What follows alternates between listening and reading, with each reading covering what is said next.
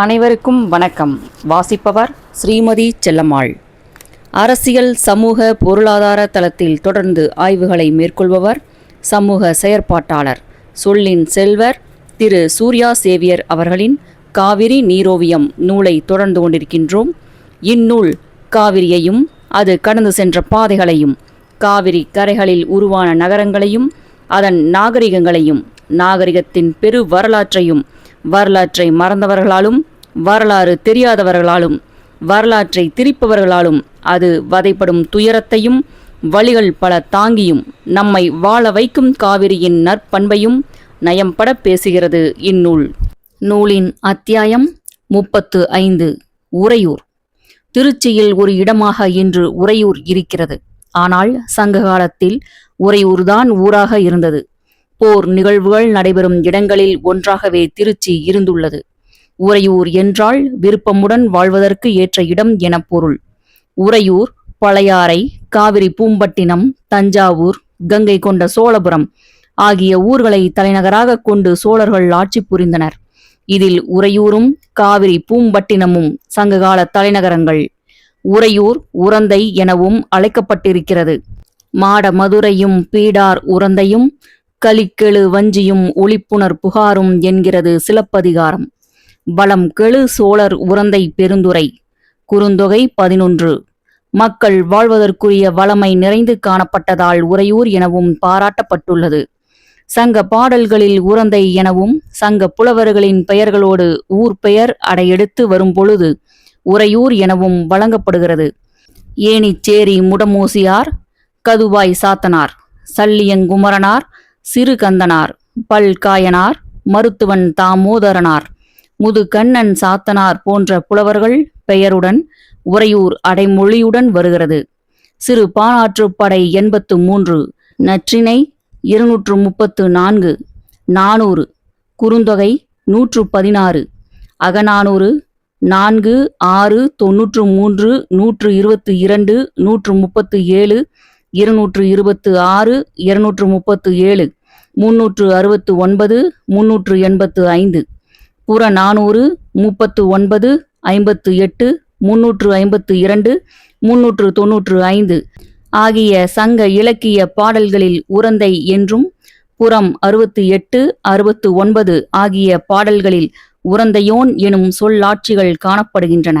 சங்க இலக்கிய பாடல்கள் அனைத்திலும் உரந்தை எனும் சொல்லாட்சியே காணப்படுகின்றன. சங்க இலக்கிய புலவர்களின் பெயர்களிலும் பின்னால் தோன்றிய இலக்கியங்களிலும் உரைகளிலும் தான் உறையூர் என்னும் சொல்லாட்சி காணப்படுகின்றது.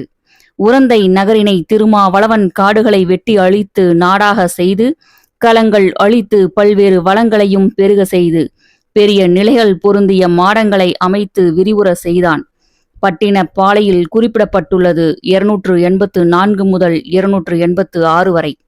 சோழன் நலங்கிள்ளி ஆவூரை முற்றுகையிட்ட காலத்தில் அங்கிருந்த நெடுங்கிள்ளியின் பின் சென்று உறையூரை அடைந்து அதனையும் அந்நலங்கிள்ளி முற்றுகையிட்டான். அந்நிலையில் கோவூர் கிழார் அவ்விருவரையும் அணுகி போரை கைவிடுமாறு அறிவுரை கூறினார். புறநானூறில் 44 மற்றும் 45. சோழன் நலங்கிள்ளியிடமிருந்து உறையூருக்கு வந்த இளம் தத்தன் என்னும் புலவனை ஒற்றன் என கருதி அங்கிருந்த நெடுங்கிள்ளி கொல்ல முயன்ற பொழுது கோவூர் கிழார் அவனை பாடி இளந்தத்தனை உய்யக் கொண்டார். புறம் 47 குறிப்பிடப்பட்டுள்ளது.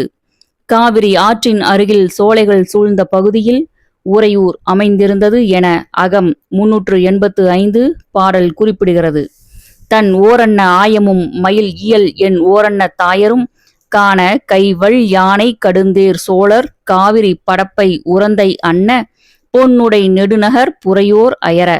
அக 400, 385. காவிரி ஆற்றின் நீர் மோதுகின்ற மதகு பகுதியினை உடையது உறையூர். உறையூரில் அமைந்திருந்த காவிரி ஆற்றில் ஓடங்கள் செலுத்தப்பட்டன. தீத்தனின் ஆட்சி காலத்தில் உறையூரில் நெல் மிகுதியாக விளைந்து குவியல் குவியலாக இருந்தன.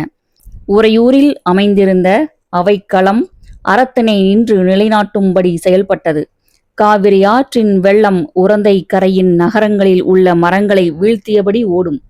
உறையூரில் உள்ள தேர் சாலை பகுதியில் குடிப்பவர்களின் கையில் இருந்த கல் சிந்தியதால் சேராகிய அவ்விடத்தில் யானைகள் ஆடியபடி இருக்கும். வறண்ட நாட்டில் இருந்து வருபவர்களுக்கு உறையூர் மக்கள் மீன், ஆமை, தேன், செங்கழுநீர் மலருடன் விருந்தாக கொடுப்பர். உறையூர் மக்கள் ஸ்ரீரங்கம் பகுதிக்கு சென்று பங்குனி உத்திர திருவிழாவினை கொண்டாடினர். இவையெல்லாம் உறையூர் குறித்து சங்க பாடல்கள் தரும் செய்திகளாகும். 2000 ஆண்டுகளுக்கு முன்பு ரோமாபுரி வணிகர்களும் அதைத் தொடர்ந்து சீன அரேபிய யாத்திரிகர்களும் உறையூர் வந்து சென்றதற்கான ஆதாரங்களை கிபி 81 முதல் 96 வரையிலான காலகட்டத்தில் எழுதப்பட்டதாக கருதப்படும் பிலினியின் பெரிபலஸ் மேரிஸ் எரித்திராயி என்ற நூல் முன்வைக்கிறது.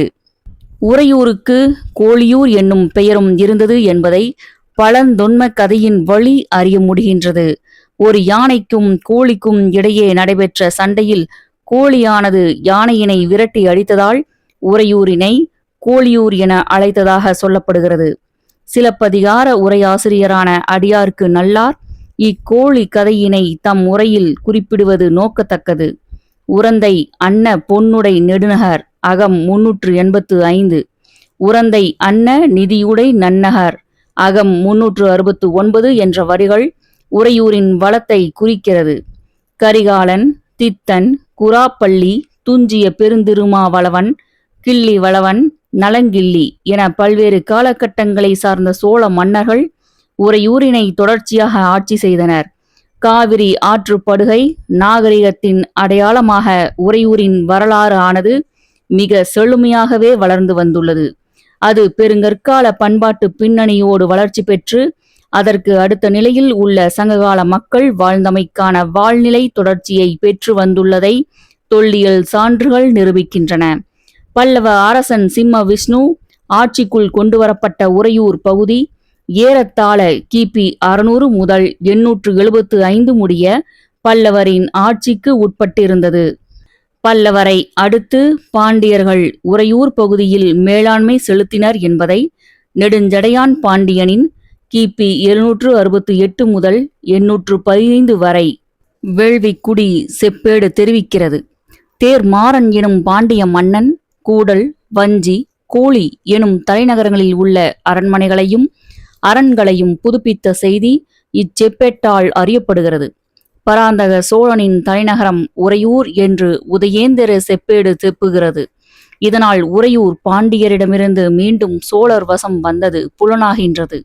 பிற்கால பாண்டியர் வலுவடைந்த பொழுது மீண்டும் உறையூர் பாண்டியர் கைக்கு மாறியது. முதலாம் மாறவர்மன் சுந்தர பாண்டியன் கிபி 1216 முதல் 1235 வரை உறையூரையும் தஞ்சையையும் தீக்கு இரையாக்கினான் என திருக்கோயிலூர் கல்வெட்டு கூறுகின்றது. விஜயநகர வேந்தனான 2ஆம் ஹரி அரசனின் ஆட்சி காலத்தில் கிபி 1377 முதல் 1404 வரை உறையூர் விஜயநகரத்தார் ஆட்சியை கண்டது. அதன் பிறகு உறையூரை பற்றிய செய்திகளை அறிய முடியவில்லை. தஞ்சைக்கு அருகில் உரந்தை ராயன் குடிக்காடு எனும் ஊர் காணப்படுகின்றது. மேலும் உரந்தை ராயர், உரந்தை கொண்டார், உரந்தை பிரியர், உரந்தையர், உரந்தை ஆண்டார், உரந்தை ஆளர், உரந்தை ஆளியார், உரந்தை ஆட்சியார், உரந்தை உடையார் எனும் பட்ட பெயர்களும் உள்ளன. இவை உரந்தையோடு தொடர்புடையதா என்பதும் ஆய்வுக்கு உரியது. உறையூரில் தொல்லியல் அகழாய்வுகள் 1965 முதல் 1969 வரையான காலத்தில் 4 கட்டங்களாக அகழப்பட்டது. பல்வேறு அகழிகள் பல்வேறு இடங்களில் போடப்பட்டு பெரும் அளவான தொல்பொருள்கள் திரட்டப்பட்டன. முதல் முறையாக இத்தலத்தில் புதைந்த கட்டமைப்புகளை கண்டறிவதற்காக புறத்துரான் காந்தமானி பயன்படுத்தப்பட்டது. புரோட்டான் மேக்னட்டோமீட்டர், ஒரு அகழியில் சாயத்தொட்டி ஒன்றின் மிச்சம் தரைக்கு கீழே 8 அடி ஆழத்தில் கண்டறியப்பட்டது. இது துணிகளை சாயமிடுவதற்கான நீர் தொட்டி. இத்தலத்தில் எழுத்து பொறிப்புள்ள சிவப்பு நிற பானை ஓடு ஒன்று கண்டெடுக்கப்பட்டது. இப்பானை சில்லின் வரி வடிவம் தொல்லெழுத்து இயலின் படியும் மண் அடுக்கு இயலின் படியும் கிமு 3ஆம் நூற்றாண்டினது என குறிக்கப்பட்டுள்ளது.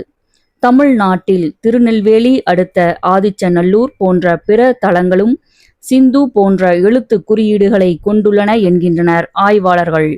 சிறு தொல்பொருள்கள் குறிப்பாக அரைமணிக்கல் மணிகள், சங்கு வளையல்கள், மணிகள், இரும்பு பொருள்கள், செம்பு பொருள்கள் ஆகியன இவ்வட்டாரத்தின் பொருள் பண்பாடு குறித்து பெரும் எண்ணிக்கையில் கண்டெடுக்கப்பட்டு உள்ளன. தாலமி உறையூரினை உர்தூரா என்று குறிப்பிடுகின்றது. இல்லாமை காரணமாக வேறிடம் பெயர்ந்து செல்லாமல் எல்லாம் கொண்ட தலைநகராக விளங்கிய உறையூர் கண் குடிமக்கள் வாழ்ந்தனர் என சிறுபானாற்றுப் படை எனும் நூல் குறிப்பிடுகின்றது. சிறு 82 முதல் 83 வரை. உறையூர் ஒரு வாணிப நகரமாக மாற்றம் பெறுவதற்கு சங்ககால சோழ அரசர்களின் காவிரி பூம்பட்டினத்து வர்த்தகமே காரணமாய் இருந்தது. மேலும் உறையூரின் அமைவிடமானது வர்த்தக போக்குவரத்து உள்ள பெரு வழிப்பாதையில் அமைந்துள்ளதால் அவ்வூரின் வளர்ச்சிக்கு பெரிதும் உதவியது. ரோமானியர்களின் ஜாடிகள் இப்பகுதியில் கிடைக்கப் பெற்றதை பார்க்கும்போது இப்பகுதியில் நடைபெற்ற கடல் கடந்த வர்த்தகத்தினை புரிந்து கொள்ள முடிகின்றது. சிலப்பதிகார காலத்திலும் உறையூர் குறித்த பதிவுகள் சிறப்பாகவே இடம்பெற்றுள்ளன.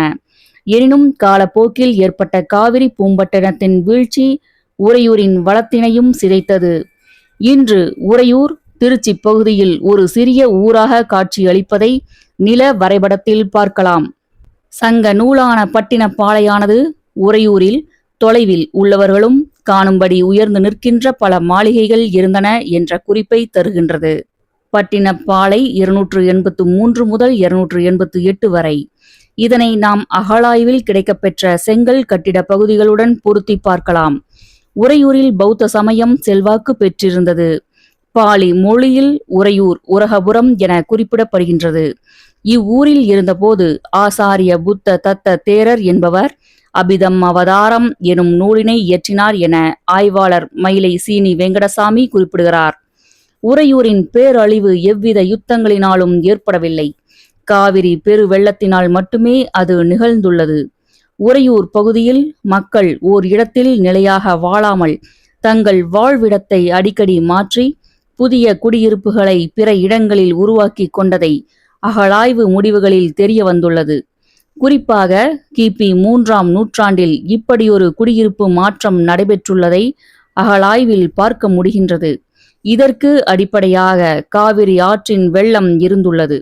ஏனெனில் அகழாய்வு குழிகளில் வெள்ளம் ஏற்பட்டு பழங்கால குடியிருப்புகள் அழிந்தமைக்கான சான்றுகள் உள்ளன.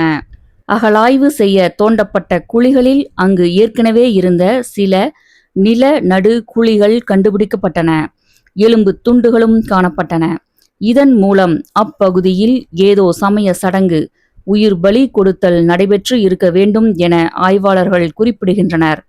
சதுரங்க காய்கள், சுடுமண்ணால் ஆன காதணிகள், புகை பிடிக்க பயன்படும் குழல்கள், சுடுமண்ணால் ஆன வளையல்கள், சுடுமண் பொம்மைகள் முதலானவையும் இங்கு கிடைக்கப்பட்டுள்ளதை பார்க்கும் பொழுது இப்பகுதியில் இருந்து கைவினை பண்பாட்டு மரபை அறியலாம்.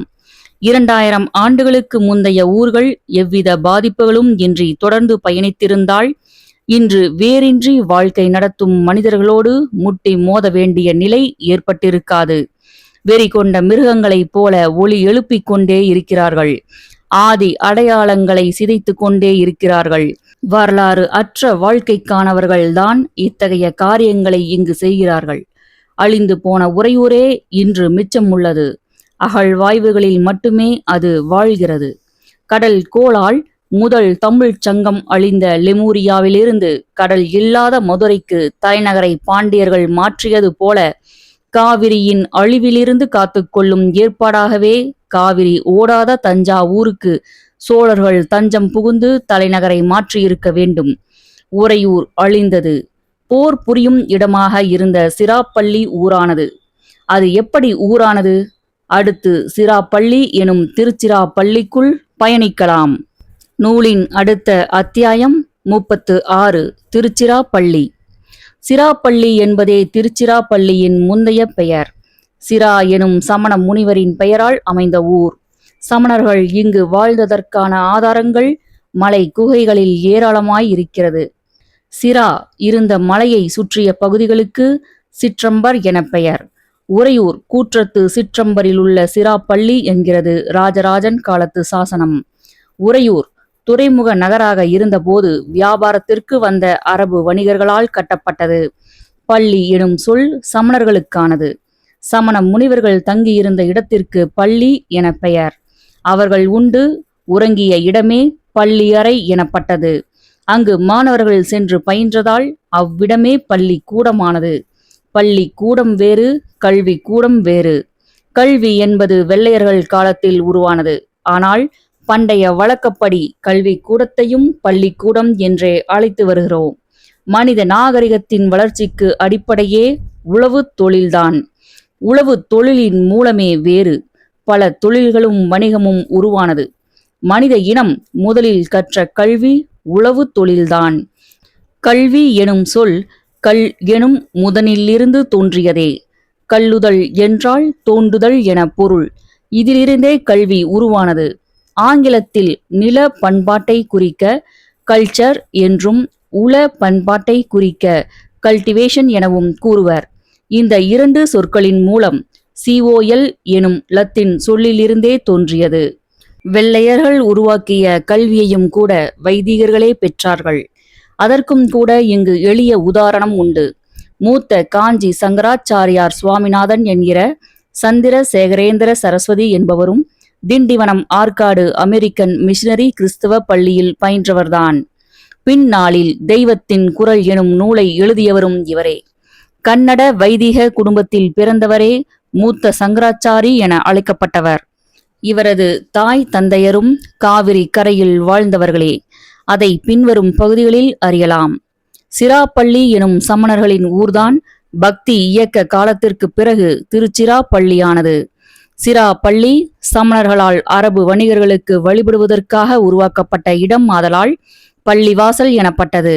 பள்ளிவாசலும் காவிரி கரையில் உருவான சொல்தான். இன்றைய தமிழ்நாட்டில் கட்டப்பட்ட முதல் பள்ளிவாசல் கிபி 738 திருச்சி ரயில் நிலையம் அருகே உள்ள கல்லுப்பள்ளி. தமிழகத்தில் உள்ள ஊர்களின் பெயர்களை அறிய ஒரு எளிய அடிப்படைதான். தொடக்கத்தில் அனைத்தும் வனங்களாக இருந்தது. எனவே வனங்கள் சார்ந்த பெயராகவே இருக்கும். புளிய மரக்காடாக இருந்த நிலமே திண்டிவனம். தில்லை எனும் மரங்கள் அடர்ந்த வனமே தில்லை வனம். இப்போது அது சிதம்பரம். கடம்ப மரங்கள் அடர்ந்த வனமே கடம்பவனம் எனும் மருதத்துறை. மத்திரை என்றே கல்வெட்டுகளில் உள்ளது. இப்போது அது மதுரை. மூங்கில் மரங்கள் அடர்ந்த வனமே மூங்கில் வனம். இப்போது திருநெல்வேலி. எந்த ஊர் எந்த வனமாக இருந்தது என்பதை அறிய வேண்டுமானால் அந்த ஊரில் உள்ள கோவிலில் தல விருட்சம் என்று அமைக்கப்பட்டிருக்கும். அத்தல விருட்சம் எந்த மரமாக இருக்கிறதோ அதுவே அந்த ஊரின் ஆதிவனம். வனங்கள் அழிக்கப்பட்டு விவசாயம் உருவானது. விளையும் பொருட்களுக்கு ஏற்பவும் அதில் உழைக்கும் உயிரினங்கள் சார்ந்தும் மொழி வளர்ச்சிக்கு ஏற்பவும் ஊர்கள் அடையாளப்படுத்தப்பட்டது. பருத்தி, சோளம், கம்பு, நெல் சார்ந்த பெயர்கள் வைக்கப்பட்டது. இக்காலங்கள் முழுவதும் பௌத்த சமண மார்க்கங்கள் இருந்தன. அதாவது இயற்கையோடு இணைந்து இயல்பாய் இருந்தன. இது கிபி 6ஆம் நூற்றாண்டு வரை நீடித்தது. கிபி 7ஆம் நூற்றாண்டில் சைவ வைணவ மதத்தை பிரச்சாரம் செய்த நாயன்மார்களும் ஆழ்வார்களும் இந்நிலப்பரப்புகளை ஆண்ட மன்னர்களை அம்மதங்களை ஏற்க வைத்தனர். மன்னர்கள் எவ்வழியோ மக்கள் அவ்வழி. வேறு வழியில்லாமல் போனது. சைவம் வட மொழியை புறக்கணித்து தமிழ் சார்ந்து நின்றது. வைணவம் வட மொழியை பற்றி நின்றது. வட மொழியை பற்றி நின்ற வைணவத்தில் சீர்திருத்த குரலை எழுப்பியவர் ஸ்ரீ ராமானுஜர். சைவ வைணவ ஆட்சி பலத்தின் அடையாளத்தை காட்ட வேண்டாமா? திரு என தொடங்கும் இடங்கள் அனைத்தும் சைவம் சார்ந்ததாக மாற்றப்பட்டது. மேலும் சிவன் சார்ந்த பெயர்களும் சூட்டப்பட்டது. திருநெல்வேலி, திருச்செந்தூர், திருப்பரங்குன்றம், திருத்தணி என பட்டியல் நீளமானது. திருச்சிராப்பள்ளி என உருவானதும் சமணத்திலிருந்து சைவத்திற்கு மாறிய பெயரே. வைணவம் சார்ந்த ஊர்கள் ஸ்ரீரங்கம், ஸ்ரீவைகுண்டம், ஸ்ரீவில்லிபுத்தூர் என ஸ்ரீ எனும் வட மொழியை வைத்து மாற்றினார்கள். பெருமாளுக்கு அவர்கள் சூட்டிய பெயர்களும் இத்தோடு இணைந்து கொண்டது. கடவுள்களின் பெயர்களோடு மன்னர்களின் பெயர்களிலும் ஊர்கள் உருவானது. சமணத்தை சைவமும் பௌத்தத்தை வைணவமும் பங்கு போட்டு கொண்டது. வைதிகத்தோடு பல மதங்கள் மோதி அழிந்தாலும் சமணமும் பௌத்தமும் நீண்ட காலம் தாக்குப்பிடிக்க காரணம் யாதெனில் புத்தரும் மகாவீரரும் மன்னர்களாய் இருந்தவர்கள் என்பதால்தான். இஸ்லாமிய அரபு வணிகர்கள் வருகைக்கு பிறகு மரக்காயர் குடியிருப்பு லெப்பை குடியிருப்புகள் உருவானது. மரக்கலங்களில் வந்தவர்கள் மரக்காயர்கள் என அழைக்கப்பட்டனர். அதன் பிறகு 15ஆம் நூற்றாண்டில் வடக்கே இருந்த விஜயநகர பேரரசு இங்கு உருவாகிறது. இவர்கள் காலத்தில்தான் கையிலிருந்து காசு கொட்டும் லட்சுமி, வீணை மீட்டும் சரஸ்வதி படங்கள் வரையப்பட்டது. இதையொட்டி ஊர்கள் உருவானது. பொதுவ குடிகள் பிரிக்கப்பட்டு புது குடிகள் தோன்றுகிறது. அதே 15ஆம் நூற்றாண்டில் கிறித்தவம் கடற்புறத்தில் உருவாகிறது. அதற்கு காரணமானவர் புனித பிரான்சிஸ் சேவியர். எனவே அவர் பெயரால் சவேரியார் குடியிருப்புகளும் இருதய குளங்களும் ஆசிர்வாத புறங்களும் உருவாகிறது. கர்த்தருக்குள் ஆசிர்வதிக்கப்பட்டவர்கள்தான். அடுத்து 16ஆம் நூற்றாண்டு காலத்தில் தெலுங்கு நாயக்கர் ஆட்சி தொடங்குகிறது. நாயக்கன் ஊர்கள் உருவாகிறது. லூ-க்கள் என முடியும் பெயர்கள் இன்கள் ஆகிறது. அவர்களுக்கு கட்ட பொம்மலுதான். ஆனால் இங்கு கட்ட பொம்மன் தான். கத்தோலிக்கத்தில் சீர்திருத்தம் செய்ய முயன்றவர்கள் இயலாமல் போய் சீர்திருத்த கிறித்தவத்தை உருவாக்கினார்கள். அது 17ஆம் நூற்றாண்டில் தரங்கம்பாடியில் தரையிறங்கியது. திரித்துவ புறங்கள் உருவாகிறது. முதலில் மதம் மாறிய ஊர்களே முதலூர்கள் என அழைக்கப்பட்டன. அதன் பிறகு 18ஆம் நூற்றாண்டில் ஆங்கிலேயர்கள் ஆட்சி தொடங்கியது. சென்னையின் பெரும்பாலான சாலைகள் அவர்களின் பெயர்களில்தான் இருக்கிறது. அடுத்து 19ஆம் நூற்றாண்டில் இந்தியா விடுதலை அடைகிறது.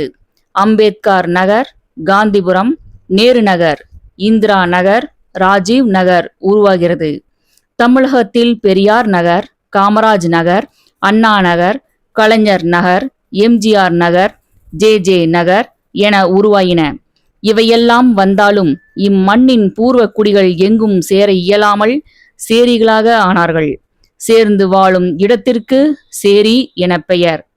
உறையூர் சோழர்களின் தலைநகராக இருந்தபோது இன்றைய திருச்சிராப்பள்ளி போர்கள் நடத்தும் இடமாகவே இருந்துள்ளது. காவிரியின் குளிருக்குள்ளும் தகிக்கும் வெப்பமான யுத்தங்கள் 150 ஆண்டு காலம் நடந்துள்ளது. யுத்தங்கள் எப்போதும் மக்கள் நலன் சார்ந்த ஒன்றே அல்ல.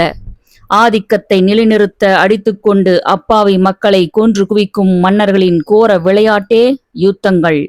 யுத்தங்கள் நடந்தால் அங்கு கோட்டைகள் எழுப்பப்பட்டுவிடும். திருச்சியில் கட்டப்பட்ட கோட்டையை சுற்றி தென்னகத்தின் பல பெரும் யுத்தங்கள் நடந்துள்ளது. நாயக்கர்கள் மற்றும் ஆற்காடு நவாப் காலத்தில் கோட்டைகள் கட்டும் பணி தொடங்குகிறது. விஸ்வநாத நாயக்கர் காலத்தில் கோட்டை பலம் பொருந்தியதாக கட்டி முடிக்கப்படுகிறது. முத்து வீரப்ப நாயக்கன் கிபி 1616இல் மதுரையிலிருந்து திருச்சிக்கு தலைநகரை மாற்றியதில் இக்கோட்டைக்கு முக்கிய பங்கு உண்டு.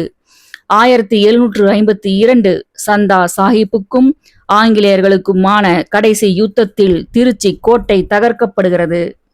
பல யுத்தங்களில் பல மன்னர்களை காப்பாற்றி வந்த கோட்டையின் அழிவு காலம் அதிலிருந்தே தொடங்குகிறது. இங்குள்ள மன்னர்களுக்கு கோட்டைகளை எழுப்புவது முக்கிய வேலையென்றால் அதை அழிப்பதில் ஆங்கிலேயர்களுக்கு ஆர்வம் அதிகம். ஆங்கிலேயர்கள் காலத்தில்தான் தென்னகத்தின் பெரும் பெரும் கோட்டைகள் தரைமட்டமாக்கப்பட்டன. திருச்சியின் கோட்டையும் 1880இல் முற்றிலும் தகர்த்து முடிக்கப்பட்டது.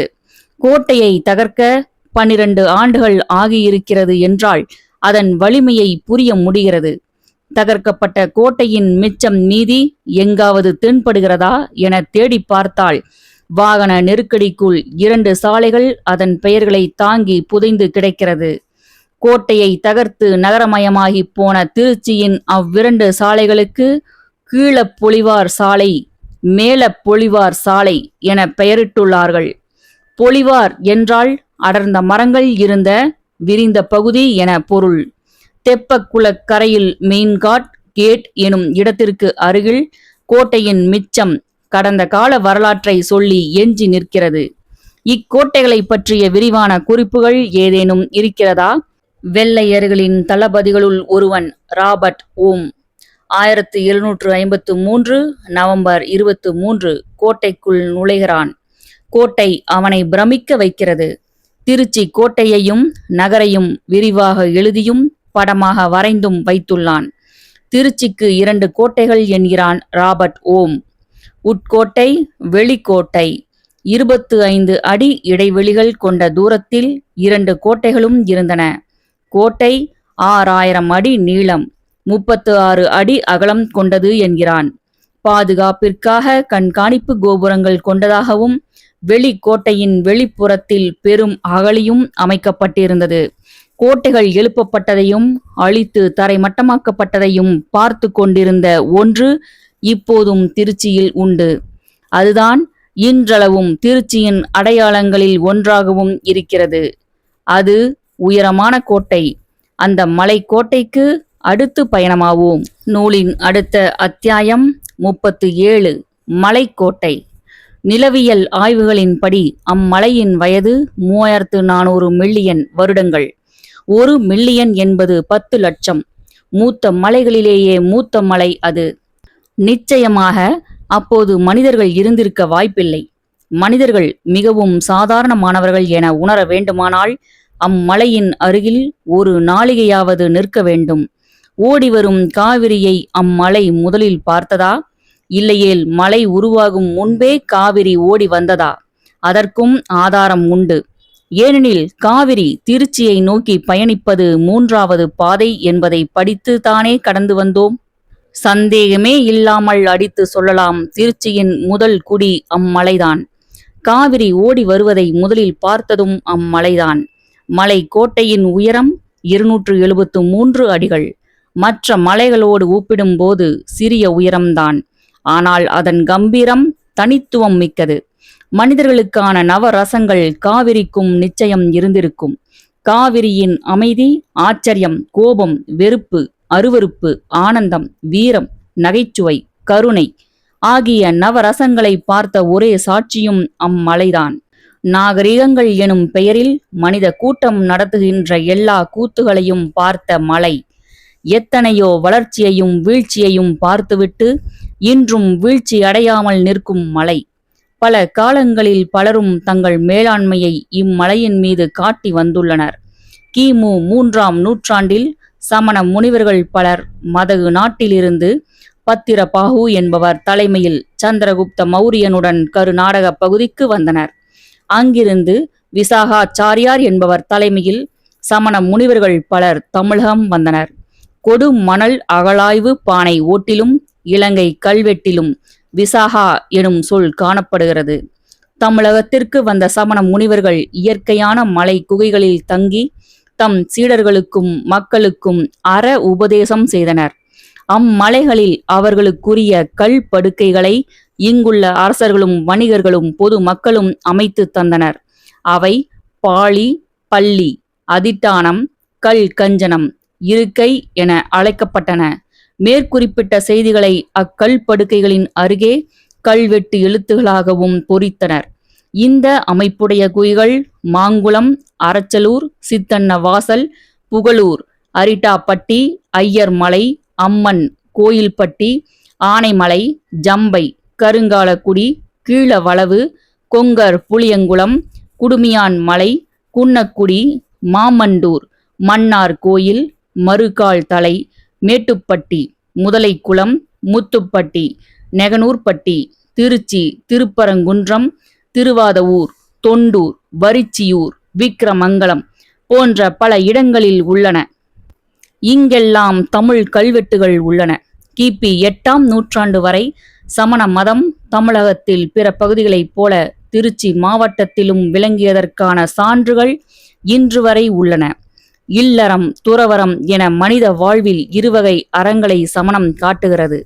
துறவு நெறி நின்று ஆடைகள் உட்பட அனைத்து பற்றுகளையும் கைவிட்டு நின்ற துறவிகள் மலைகளிலும் இயற்கையாய் அமைந்த குகைகளிலும் வாழ்ந்தனர்.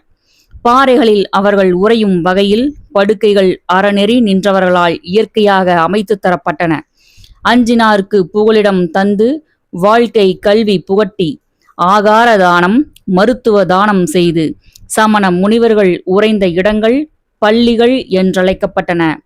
திருச்சி தாயுமான சுவாமி கோயிலின் பின்புறத்தில் மலைக்கோட்டை உள் வீதியிலுள்ள மேட்டுத்தெரு வழியாக மலைக்கு சென்றால் சமண தடயங்களை காணலாம்.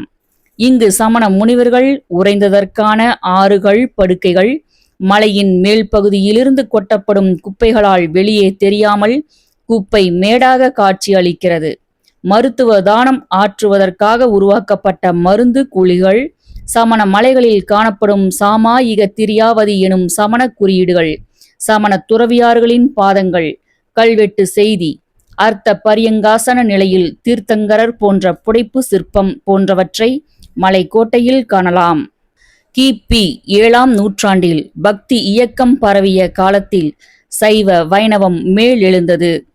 பல்வேறு புராணங்கள் படைக்கப்பட்டது. காவிரியின் பேரலையில் சிவபெருமான் காதல் கொண்டுவிடக் கூடாது என கருதிய பார்வதி தனது கைலாய மலையை விட்டு திருச்சி மலைக்கோட்டை கோவிலுக்கு குடிபெயர்ந்ததாகவும், காவிரி பல்லவனுக்கு சொந்தமானது, சிவபெருமானுக்கு உரியது அல்ல என பார்வதி சொல்வதைப் போன்று 1400 ஆண்டுகளுக்கு முன்பு பல்லவர்கள் காலத்தில் கிரந்த மொழியில் வெட்டப்பட்ட கல்வெட்டு கூறுகிறது. இக்கல்வெட்டு மலைக்கோட்டையில் பதிக்கப்பட்டுள்ளது. தென்னகத்தில் ஒரே கல்லில் அமைந்துள்ள மலைக்கோவில் இது மட்டும்தான். மலை உச்சியை அடைய 432 படிகளில் ஏறிச் செல்லும் வகையில் உருவாக்கப்பட்டுள்ளது. இப்படிக்கட்டுகள் மண்டபங்களால் சூழப்பட்டுள்ளது.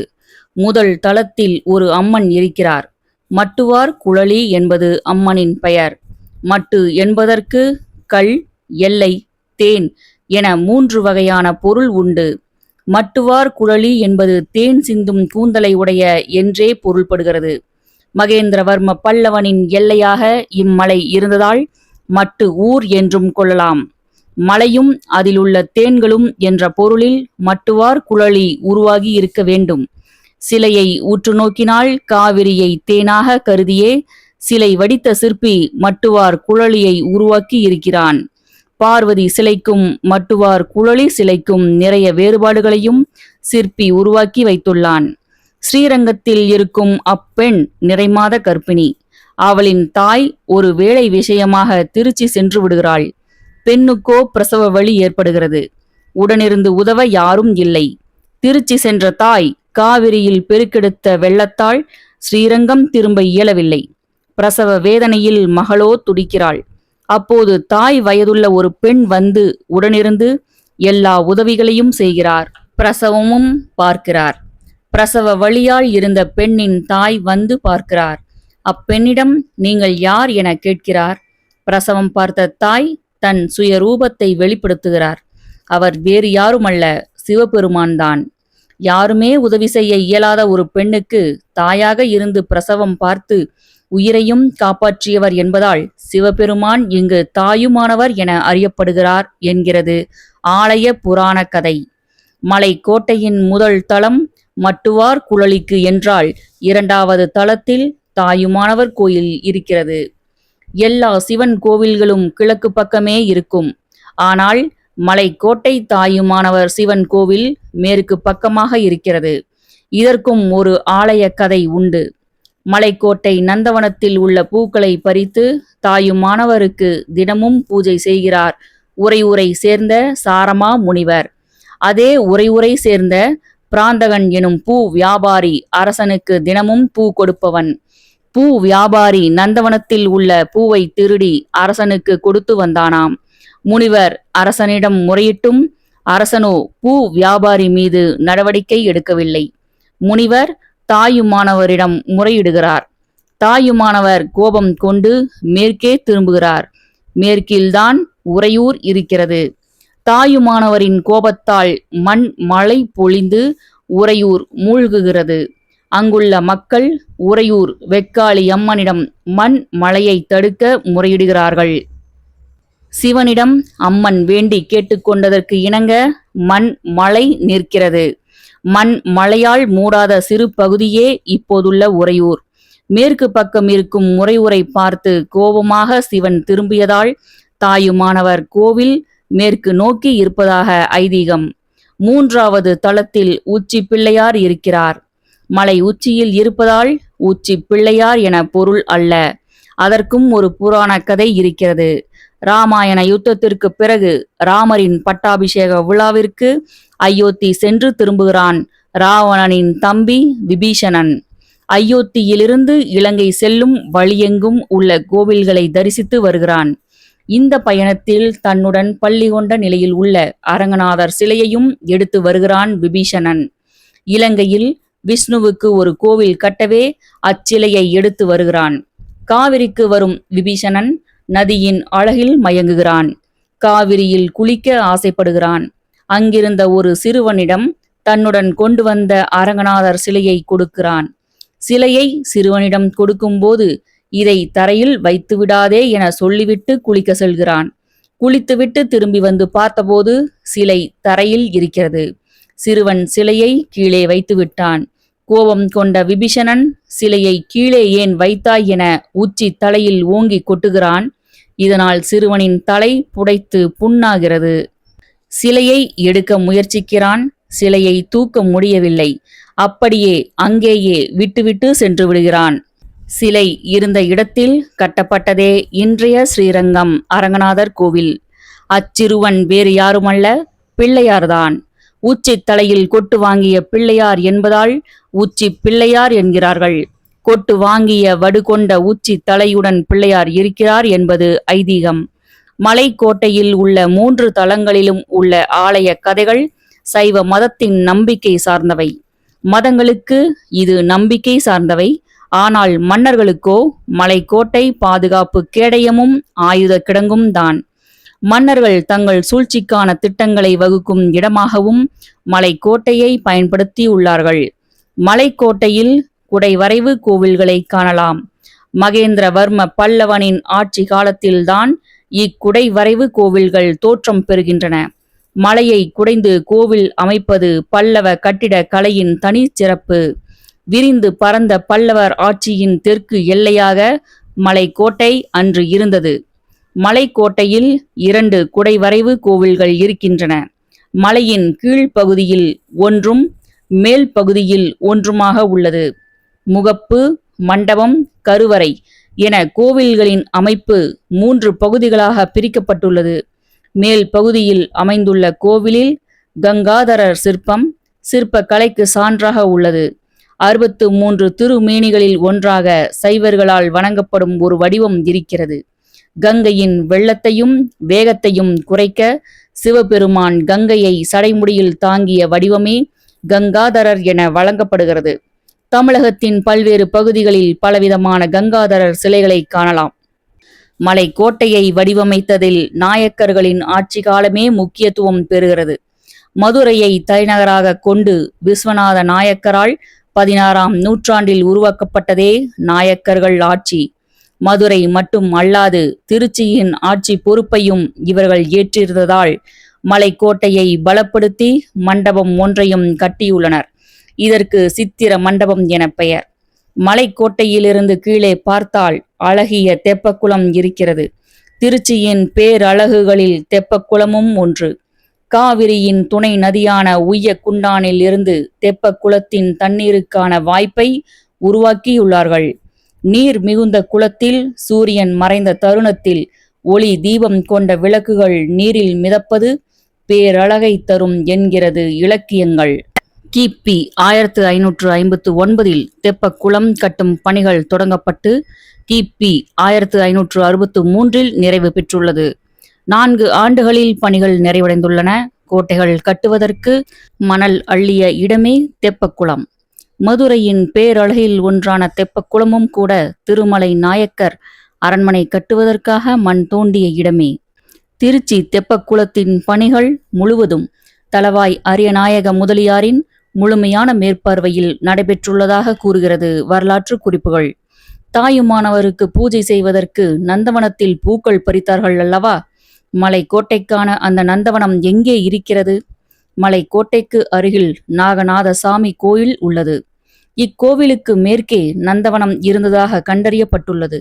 செவந்திநாதபுரம் என இன்று அழைக்கப்படும் பகுதியே நந்தவனம் இருந்த பகுதி. செவ்வந்தி பூக்களின் பெயர் அடையாளத்தை மட்டுமே பற்றி நிற்கிறது செவந்திநாதபுரம். நந்தவனங்களைத்தான் நாம் நாசம் செய்து விட்டோமே. நந்தவனங்கள் மட்டுமா நாசம் செய்யப்பட்டது? அம்மலைக்கோட்டையில் மன்னர்களால் குவிக்கப்பட்ட வெடி மருந்துகள் வெடித்து சிதறி மலைக்கோட்டையே ஆட்டம் கண்டது. மன்னர் ஆட்சி என்றாலே பதவி மோகம், அதிகார துஷ்பிரயோகம், வஞ்சகம், சூது, மது, மாது, மாந்திரீக மடமை, பதுமைகளாகவே பாவிக்கப்படும் பெண்கள், போர்கள், உயிரிழப்புகள் இன்னுமாய் நீளும். மன்னனுக்காகவே மட்டும் வாழ வேண்டும் என்பதே மக்களுக்கான உளவியல் கட்டமைப்பு. ராணி மங்கம்மாளின் பேரன் விஜயரங்க சொக்கநாதன் வாரிசு இல்லாமல் இறந்து போகிறான். அவனது மனைவி மீனாட்சி ஆட்சி பொறுப்பை ஏற்கிறாள். ராணி மங்கம்மாவைப் போல மீனாட்சியும் வீரம் செறிந்தவள்தான். பங்காரு நாயக்கர் என்பவன் மீனாட்சிக்கு எதிராக கோட்டையை முற்றுகையிடுகிறான். யுத்தத்தில் மீனாட்சி வெற்றி பெறுகிறாள். ஒரு பெண்ணிடம் தோற்றதை சகிக்காத பங்காரு நாயக்கன் மீண்டும் தாக்குதல் தொடுக்கிறான். இதை எதிர்பாராத மீனாட்சி சந்தா சாஹிப்பின் உதவியோடு பங்காரு நாயக்கனை மீண்டும் தோல்வியுற செய்கிறாள். ஆனால் முடிவு வேறு வகையானது. மீனாட்சியை சந்தா சாஹிப் கைது செய்து சிறையில் அடைக்கிறான். துரோகத்தை மீனாட்சியால் தாங்கிக் கொள்ள முடியவில்லை. சிறையிலேயே தற்கொலை செய்து கொள்கிறாள். சந்தா சாஹிப் ஆற்காடு நவாப் அல்லது கர்நாடக நவாப் என அழைக்கப்பட்டவர். தோஸ்த் அலிகானின் மகளை மணந்தவர். 1740 தோஸ்த் அலிகானின் மறைவிற்கு பின் ஆட்சிக்கு வந்த அவரது மகன் சப்தர் அலிகானுக்கு மருமகனான சந்தா சாஹிபுவுக்கும் பதவி சண்டை வர ஆங்கிலேயர் சப்தர் அலிகானை ஆதரித்தனர். சந்தா சாஹிப் தப்பித்து விடுகிறார். இந்நிலையில் திருமலை நாயக்கர் வழியில் வந்த கடைசி ராணி மீனாட்சியின் ஆளுகையில் இருந்த திருச்சி கோட்டையை பிடிக்க சந்தா சாஹிப் சென்ற சமயத்தில் ஆங்கிலேய தளபதி ராபர்ட் கிளைவ் ஆற்காட்டை பிடித்து கொண்டார். ராபர்ட் கிளைவ் லண்டனில் மாமூல் வாங்கும் ரவுடியாக தனது வாழ்க்கையை தொடங்கியவன்தான். மராத்தியர்களுடன் நடந்த யுத்தத்தில் கைது செய்யப்பட்டு மகாராஷ்டிராவின் சத்தாரா சிறையில் அடைக்கப்பட்டார் சந்தா சாஹிப். சந்தா சாஹிப்பின் குடும்ப ஆபரணங்களை கொண்டு 7.5 லட்சம் பணத்தை மராத்தியர்களிடம் செலுத்தி சந்தா சாஹிப்பை மீட்டார் கவர்னர் டூப்ளெக்ஸ். பின்பு ஹைதராபாத் நிஜாம் முசாபர் ஜங்கு சந்தா சாஹிப்பை ஆற்காடு நவாப்பாக அறிவித்தார். தஞ்சாவூரின் நவாப்பாகவும் சந்தா சாஹிப் தன்னை அறிவித்துக் கொண்டார். தொடர்ச்சியாக இடம்பெற்ற மராட்டிய தாக்குதல்களால் சந்தா சாஹிப் வலுவிழக்க நேர்ந்தது. பிரித்தானிய தளபதி ராபர்ட் கிளைவினாலும் மராட்டிய பேரரசினாலும் தோல்வியுற்ற பின்னர் மீண்டும் தனது இழப்பை சரி செய்ய முயன்றார். ஆனால் அவரது தஞ்சாவூர் படையை சேர்ந்த வீரர்களாயே ஏற்படுத்தப்பட்ட கலகத்தின் போது தலை துண்டிக்கப்பட்டு கொல்லப்பட்டார். துரோக சிந்தனையாளர்களின் முடிவு துரோக சிந்தனையாளர்களாலேயே முடிவுக்கு கொண்டு வரப்படுகிறது. மலைக்கோட்டை உயரமாக இருந்ததால் மன்னர்களுக்கு பெரும் வசதியாகி போனது. பல மைல் தூர சுற்று வட்டத்தில் என்ன நடக்கிறது எனும் கண்காணிப்பு மையமாகவும் ஆக்கிக் கொண்டார்கள். மலைக்கோட்டையின் மொத்த பரப்பளவு 91 ஏக்கர், 273 அடி உயரம். வெள்ளையர்களின் வருகைக்கு பிறகு இராணுவ திட்டமிடும் மையமாகவும் மலைக்கோட்டை இருந்தது. வெள்ளையர்களுக்கு எச்சரிக்கை செய்யும் இடமாகவும் இருந்தது. வெள்ளையர்களுக்கு ஆதரவாக யாரேனும் செயல்பட்டால் அவர்களின் ஆண்குறி அறுத்து எறியப்படும் என எச்சரிக்கை வாசகங்களை அனைவரும் அறியும்படி மருது பாண்டியர்கள் இம்மலையின் மீது எழுதி வைத்திருக்கிறார்கள் என்கிறது மருது சகோதரர்களின் வரலாற்று குறிப்பு. ஆடலும் பாடலும் நடக்கிற அழகிய மண்டபமே சித்திர மண்டபம். ஆனால் வெள்ளையர்கள் வெடிமருந்துகளை இம்மண்டபத்தில்தான் குவித்து வைத்திருந்தனர். மலையே ஒரு நாள் அதிர்கிறது. வெடி சத்தத்தில் திருச்சி திகைத்து நிற்கிறது. சித்திர மண்டபம் ஆட்டம் காண தொடங்குகிறது. சித்திர மண்டபத்தின் வெடிக்கிடங்கில் ஏற்பட்ட தீ விபத்தே இத்தனைக்கும் காரணம். 1772 இவ்விபத்து நடந்ததாக குறிக்கப்பட்டுள்ளது. ஆதிக்கத்திற்கு என்றுமே அழகியல் இருந்ததில்லை. இதில் எத்தனை பேர் இறந்து போனார்களோ காவிரியை தவிர யாருக்கும் தெரியாது. ஆனால் அந்த மரணத்திற்காக காவிரி நிச்சயம் கண்ணீர் வடித்திருக்கும். பிள்ளையார் சதுர்த்தி விழா எல்லா வருடமும் போல அந்த வருடமும் மலைக்கோட்டையில் சிறப்பாக நடந்து கொண்டிருந்தது. மலைக்கோட்டையின் குறுகிய பாதையில் பக்தர்கள் கூட்டம் அலைமோதி ஏறுகிறது. திடீரென அலறல் சத்தம். ஒருவர் மீது ஒருவர் மோதி கீழே சாய்கிறார்கள். சாய்பவர்களால் எழுந்திருக்க முடியாமல் படிக்கட்டுகளில் உருளுகிறார்கள். மலைக்கோட்டை சந்தித்த இந்த பெரும் விபத்தில் உயிரிழந்தவர்கள் எண்ணிக்கை 250. பிண குவியல்களை அகற்றவே பல மணி நேரம் ஆனது. எங்கும் மரண ஓலம். கைப்படி இல்லாத அந்த படிக்கட்டுகளால் பல 100 உயிர்கள் மாண்டு போனது. விபத்து நடந்து சில ஆண்டுகள் கழித்து படிக்கட்டுகளில் கைப்பிடிக்காக இருப்பு பாதைகளில் பயன்படுத்தப்பட்ட தண்டவாளங்களை அமைத்தனர். மலைக்கோட்டையில் இக்கோர விபத்து நடந்த வருடம் 1849. துயரங்கள் மனிதர்களை சூழ்வதும் மனிதர்கள் துயரங்களுக்குள் சூழ்ந்து கொள்வதும் இயற்கையின் நியதி அல்ல. காவிரியின் பயணத்தில் எவற்றையெல்லாம் சொல்வது, சொல்லாமல் எதை தவிர்ப்பது? 340 கோடி வரலாறுக்கு சொந்தமான மலைக்கோட்டையிலிருந்து ஓங்கி கத்தினால் மீதி வரலாறை காவிரியே சொல்லும். காவிரியின் வெள்ளப்பெருக்கும் கடலில் இருந்து உருவான புயலும் ஒரு சேர தாக்கினால் என்ன ஆகும்? நாம் வாழும் காலத்திலேயே அத்தகைய ஒரு பெரும் துயரம் காவிரி நீராடும் ஒட்டுமொத்த பகுதியையும் தாக்கியது. திருச்சி மாநகரம் அழிவின் விளிம்புக்கு சென்று தப்பித்த துயர வரலாறை அடுத்து அறியலாம். நூலின் இப்பகுதி இத்துடன் நிறைவடைகிறது. மேலும் மகாகவி பாரதியாருடன் பயணித்த திரு வ. ராமசாமி அவர்கள் எழுதிய பாரதியார் அவர்களின் வாழ்க்கை வரலாற்றை கூறும் மகாகவி பாரதியார் மற்றும் திரு மதன் அவர்கள் எழுதிய வந்தார்கள் வென்றார்கள், சமூக வரலாற்று ஆய்வாளர் திரு சே. திவான் அவர்கள் எழுதிய வர சொன்னார்கள் வந்தார்கள் வென்றார்கள், மேலும் கவி பேரரசு திரு வைரமுத்து அவர்கள் எழுதிய தமிழாற்றுப்படை, மேலும் ஆஸ்திரேலிய எழுத்தாளர் திருமதி ரோண்டாபைன் அவர்கள் எழுதிய மாயாஜாலம், மகாபாரதத்தின் மாறுபட்ட பக்கங்களை கூறும் எழுத்தாளர் எஸ். ராமகிருஷ்ணன் அவர்கள் எழுதிய உப பாண்டவம், மலையாள எழுத்தாளர் திரு ஆனந்த் நீலகண்டன் அவர்கள் எழுதிய அசுரன், வீழ்த்தப்பட்டவர்களின் வீர காவியம், ராவணன் மற்றும் அவனது இனத்தாரின் கதை, மேலும் பாரதியார் கவிதைகள், ஔவையார் இயற்றிய நல்வழி மற்றும் நீதி நூல்கள் பற்றிய வலையொலி குறும்படங்கள் ஒளி வடிவில் கேட்க ஸ்ரீமதி செல்லம்மாள் வலையொலி அலைவரிசையை பதிவு செய்யுங்கள். செல்லம்மாள் தொடர்வாள். நன்றி, வணக்கம்.